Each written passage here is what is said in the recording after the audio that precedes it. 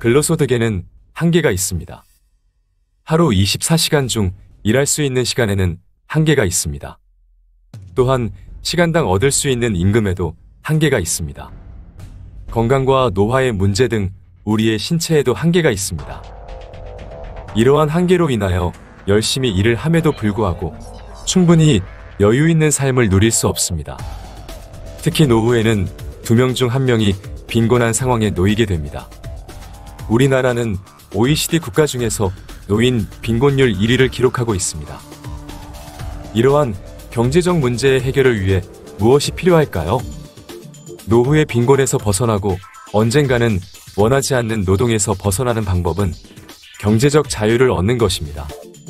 경제적 자유는 금융문맹에서 탈출하여 경제 독립을 이루었을 때 얻을 수 있습니다.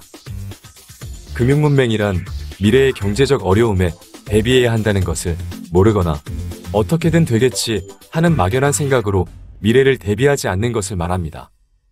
실업, 질병 등의 예기치 못한 경제적 어려움, 정년퇴직, 노화 등의 예측되는 경제적 어려움이 있음에도 이를 대비하지 않는 것을 뜻합니다. 또한 돈의 결핍이 나의 일생의 삶에 어떤 영향을 미치는지 심각하게 인식하지 못하는 상태를 말합니다. 지금까지 경제독립과 자본소득에 대해 생각해보지 않았다면 나 자신 또한 금융문맹이 아닐까 의심해 보아야 합니다. 그렇다면 무엇을 어떻게 준비해야 할까요? 근로소득은 한계가 있어서 질병, 노화, 기타의 사유로 일할 수 없는 상황이 되면 우리에게 도움이 되지 않습니다. 근로소득이 없는 상태에서도 살아갈 수 있는 방법을 마련해야 합니다. 근로소득의 한계를 극복하고 근로소득을 초과하는 자본소득을 얻어서 경제적, 시간적 자유를 얻는 것을 경제독립이라고 할 수 있습니다.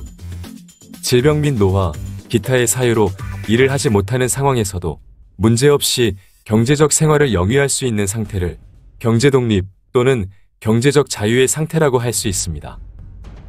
경제독립을 얻기 위해서는 자본소득이 있어야 합니다.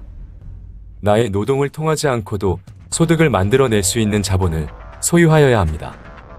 자본소득은 수동적 소득 또는 시스템 소득, 파이프라인 등으로 표현되고 있습니다. 나의 근로소득이 월 300만원이면 월 300만원 이상의 자본소득이 있을 때 경제독립에 가까워졌다고 말할 수 있습니다. 나는 윤택한 삶을 살기 위해 월 500만원 이상의 소득이 필요하다라고 하면 자본소득으로 월 500만원 이상을 만들 수 있어야 경제적 자유를 얻을 수 있습니다.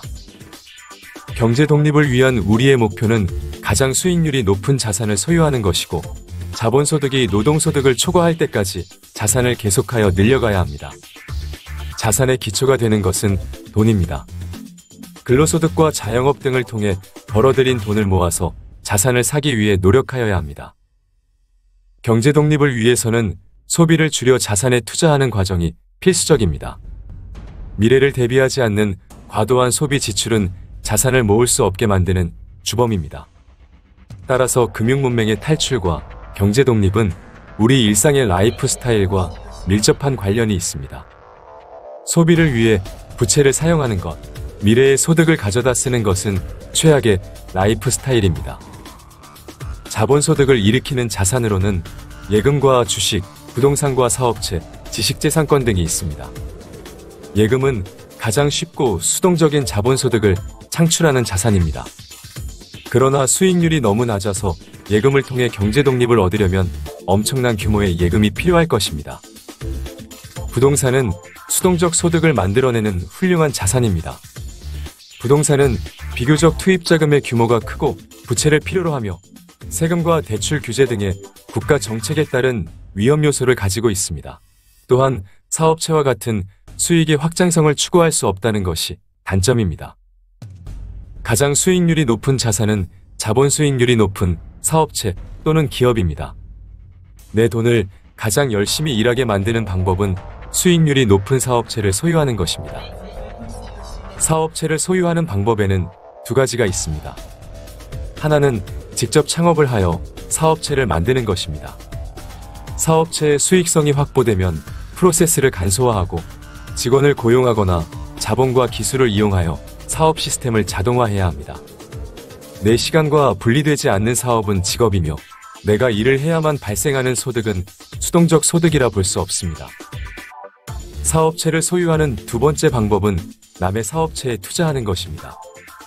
훌륭한 수익 사업과 신뢰할 수 있는 경영진을 가진 기업에 투자하는 것입니다. 바로 수익률이 높은 자본을 소유하는 두 번째 방법은 주식 투자입니다. 주식 투자의 본질은 수익률이 높은 자본, 즉 사업체를 소유하는 것입니다. 주식을 사는 것은 사업체를 소유하는 것이고 주식을 파는 것은 사업체를 파는 것과 같습니다. 우리나라의 주식 투자자는 일반적으로 투자 기간이 짧고 주가의 단기 변동성에 민감하게 반응하는 경향을 가지고 있습니다. 주식 투자를 수익률 게임이나 단기적인 주가의 변동을 예측하는 도박으로 생각하는 경향이 있습니다. 주식 투자를 통해 몇 배 또는 몇십 배의 일확천금을 얻거나 매일매일 단타를 통해 용돈을 버는 것을 주식 투자의 목적으로 하는 경우가 많습니다. 그러나 누구도 주가의 변동성을 예측하는 것은 불가능하므로 수익률 게임을 하거나 마켓 타이밍을 하는 주식 투자자는 실패할 수밖에 없습니다.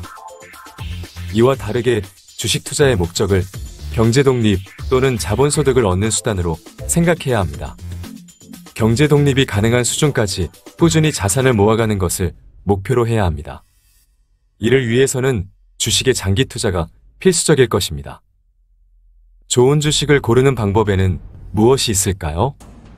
어떤 사업을 할 것인가? 어떤 사업체를 소유할 것인가? 라는 질문을 해보아야 합니다. 좋은 사업체, 좋은 주식을 고르는 것은 같은 맥락으로 다음의 4가지 기준을 들 수 있습니다. 첫 번째는 수익성입니다. 수익률이 높은 기업을 선택해야 합니다. 또한 경쟁력이 탁월하고 진입장벽이 높아 경쟁자가 잘 생기지 않는 분야가 좋습니다. 우수한 기술을 소유하고 높은 브랜드 인지도가 있으며 축적된 데이터와 수많은 고객이 이용하는 플랫폼을 가진 기업 등을 예로 들 수 있습니다. 두 번째는 지속성입니다. 오래도록 수익 창출이 가능한 사업인지, 앞으로도 계속하여 돈을 잘 벌 기업인지 탐구하여야 합니다. 세 번째는 확장성입니다. 전 세계의 수많은 사람들에게 확장될 수 있는 사업 분야, 성장 가능성이 무궁무진한 기업을 찾아야 합니다. 네 번째는 신뢰성입니다. 대주주와 경영진의 신뢰성을 파악하는 것은 좋은 주식을 고르는 데 있어서 기본적이고 필수적인 요소입니다. 경제 독립을 위해서는 자본소득이 노동소득을 초과할 때까지 수익률이 높은 자본을 계속해서 모아가야 합니다. 이를 위해서는 현재의 소비 지출을 통제하여 자산에 투자하는 것이 필수적입니다. 근로소득에는 한계가 있습니다. 진정한 자유를 얻는 유일한 방법은 경제 독립입니다. 감사합니다. 책꽂이였습니다.